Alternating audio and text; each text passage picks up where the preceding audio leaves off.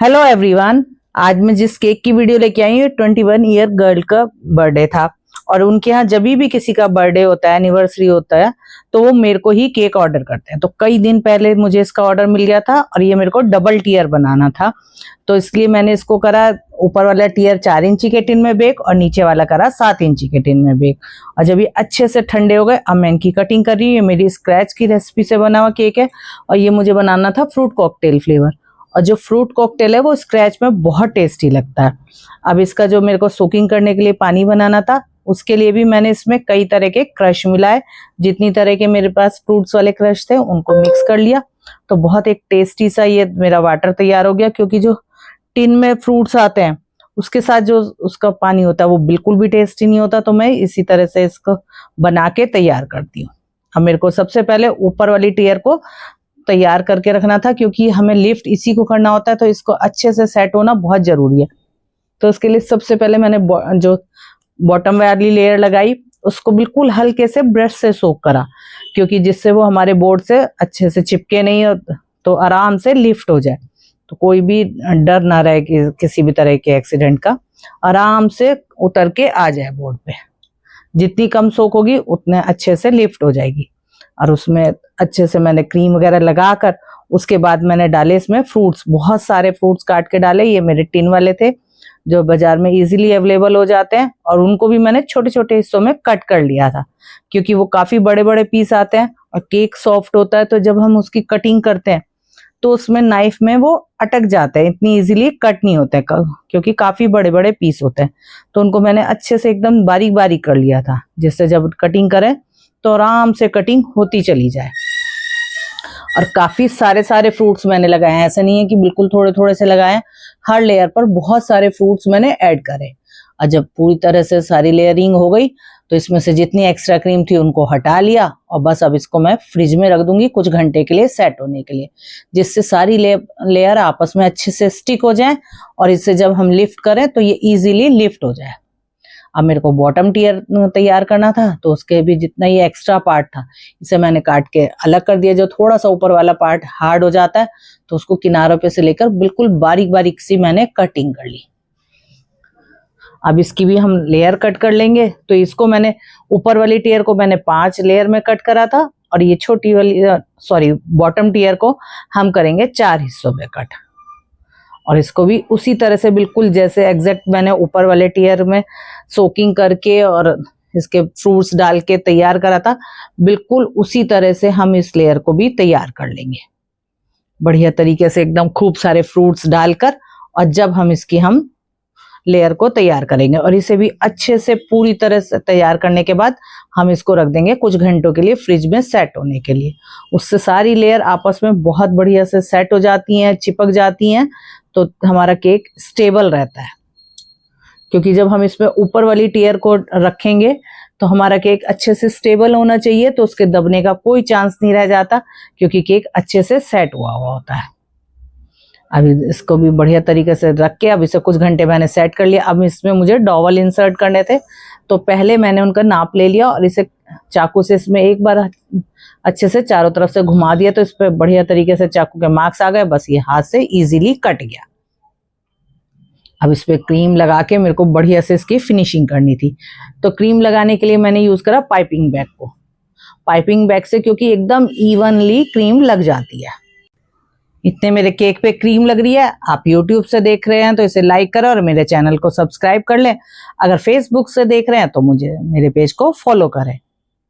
अब हमारी सारी क्रीम एकदम बारीक सी और एकदम इवन लेयर में लग के तैयार हो गई। अब एक नाइफ लेकर और मैं इसके चारों तरफ अच्छे से रोटेट कर दूंगी, तो इतने कहीं भी जहां पे क्रीम अच्छे से नहीं लग पाई है, जो नाइफ पे क्रीम इकट्ठी हो जाती है वो धीरे धीरे अपने आप गड्ढों को फिल करती हुई चली जाती है। और जहां कहीं रह गया वहां पे मैंने हल्की सी क्रीम लगाकर और इसे स्प्रेड कर ली। और अब मैंने जो इसको इवन करने के लिए स्क्रैपर लिया वो बड़े वाला लिया। इस तरह से जो हाइटेड केक होते हैं बड़े वाले स्क्रैपर से एक ही बारी में अच्छे से स्मूथ होते चले जाते हैं। अगर हमारा स्क्रैपर छोटा होगा तो फिर वो उससे इतने अच्छे से स्मूथ नहीं होते, क्योंकि हमें 2-2 बार उसे स्मूथ करना पड़ेगा, एक बार ऊपर से एक बार नीचे से। अब बड़े वाले स्क्रैपर से एक ही बारी में बढ़िया तरीके से स्मूथ हो जाता है। अब ऊपर से भी मैंने इसमें जितने एक्स्ट्रा पीस आ गए थे सॉरी एक्स्ट्रा हल्की हल्की सी क्रीम उतर के आ गई थी, उसे उतार लिया नाइफ से और उसे एक दो बार फिर से अच्छे से फिनिशिंग दे दी। अब मुझे इसमें कलर की शेडिंग देनी थी, तो ये मैंने बजूका पिंक लेकर और इसमें नाइफ पे कलर डाल लिया, एक ड्रॉप जस्ट, और हल्का हल्का सा अपने क्रीम से टच करती रही केक से, और वो चारों तरफ मैंने कलर को लगा दिया। इससे कलर भी बहुत कम लगा और बहुत बढ़िया सा शेड आ जाएगी। एक बार कलर लगा के नाइफ से घुमा दिया, फिर स्क्रैपर को कर दिया, तो वो कलर अच्छे से स्प्रेड हो गया पूरे केक पे और बहुत सुंदर सा शेड आ गई। अब डॉवल्स डालने थे, तो डॉवल्स मैंने 4 पहले ही काट के रखे थे, और डॉवल्स हमें ऐसे डालने होते हैं कि जहां हमारा केक की टीयर आएगी वहीं पर हमें डॉवल्स डालने होते हैं, ज्यादा दूर नहीं लगाने होते, जिससे जब उस हम ऊपर वाला पार्ट रखे हैं, उसकी टीयर रखे हैं, तो उसका वेट सारा हमारा केक के ऊपर नहीं आए, केक हमारा वहां से बैठे नहीं, सारा उसका वेट जो हमने ये डॉवल्स डाले हैं वो सहन कर ले। अब इसकी भी मुझे शेडिंग देनी थी, तो सबसे पहले मैंने इस पे ऊपर लगाया बिल्कुल हल्का हल्का, जैसे नीचे वाले टीयर पे लगाया था मैंने बजूका पिंक, और फिर सेकंड में मैंने लगाया जस्ट 1 ड्रॉप लेकर ऑरेंज शेड का, बिल्कुल हल्के हल्के से लगाती चली गई चारों तरफ। फिर बॉटम में लगाया मैंने येलो कलर की ड्रॉप, इसको भी अच्छे से स्प्रेड कर लिया पूरी तरह से। अभी देखो ये जब एक बार इसमें हम नाइफ चलाएंगे तो बहुत बढ़िया सा इसमें इफेक्ट आ जाएगा। अभी देखो जरा सा स्क्रैपर से करा और तीनों कलर की शेड अलग अलग भी दिख रही हैं और लेकिन मर्ज भी हो गई यहाँ आपस में। फिर मैंने कॉम लेकर ऊपर नीचे करते हुए एक जिगजैग वाला पैटर्न बनाया था, लेकिन ये बिल्कुल भी नहीं अच्छा लग रहा था, बहुत हार्ड सा लग रहा था, तो मैंने नाइफ से फिर से इसे स्मूथ कर दिया। अब मैंने जो ब्रश होता है ऑयलिंग वाला, उसको बिल्कुल हल्के से टच करके और इसमें एक वेव वाला डिजाइन बना दिया। ऊपर कॉम लेकर उसमें पहले से ही कलर की क्रीम लगी हुई थी, बिल्कुल हल्के से घुमा दिया तो उस पर कलर आ गया। अब मेरे को इसको लिफ्ट करना था, तो एक बड़ा डॉवल लेकर पहले मैंने उसे अंदर तक इंसर्ट करा, फिर इसके ऊपर वाली टीयर को पहले अच्छे से मैंने बोर्ड से हटा लिया। पहले देखा कि ऊपर से लिफ्ट हो रहा नहीं हो रहा, बस फिर डॉवल की सहायता से और नाइफ लेकर और इसे ऊपर मैंने प्लेस कर दिया और नाइफ को हल्के से निकाल लिया। अब मुझे इसमें एक डॉवल डालना है जो बिल्कुल ऊपर से लेकर नीचे तक जाए, तो उसको भी अच्छे से मार्क्स दे के और मैंने उसको कट कर लिया। आराम से कट हो जाता है, बस चाकू से एक बार उस पर अच्छे से कटिंग का निशान लगा दो और ये फिर आराम से कट हो जाता है। अब मुझे इसकी डेकोरेशन करनी थी, तो इसकी डेकोरेशन करी मैंने आर्टिफिशियल फ्लावर से। अगर मैं नेचुरल फ्लावर से करती तो ये बहुत कॉस्टली जाता और इतने कलर के फ्लावर मिलते भी नहीं, या अरेंज करने में ही बहुत टाइम चला जाता। तो मैंने आर्टिफिशियल फ्लावर से करी, क्योंकि उससे हमें ये इजीली अवेलेबल भी हो जाते हैं और आराम से सस्ते भी पड़ जाते हैं। देखो अगर कस्टमर आपको पैसे बढ़िया दे रहा है, फ्लावर के दे रहा है, तो आप जरूर करो। अब इतने ही फ्लावर अगर मैं लगाती तो कम से कम 400-500 रुपए के तो फ्लावर ही आ जाते, क्योंकि व्हाइट फ्लावर और पिंक फ्लावर बहुत कॉस्टली आते हैं।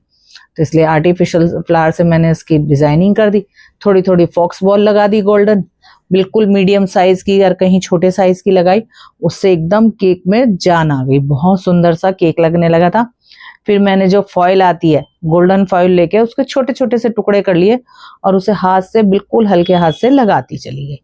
तो बीच में जो गैप आ रहा था दोनों फ्लावर के बीच में ऊपर नीचे, वो एक जॉइंट आ गया कि फॉइल से उसको हमने जॉइंट कर दिया, जो देखने में भी बहुत सुंदर लग रहा था और सबको केक बहुत पसंद आया था।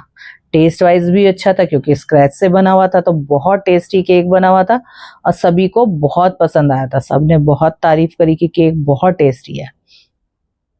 ऊपर वाले टीयर पे भी मैंने हल्की हल्की सी फॉइल लगा दी और ये मेरा केक बनके हो गया कंप्लीट।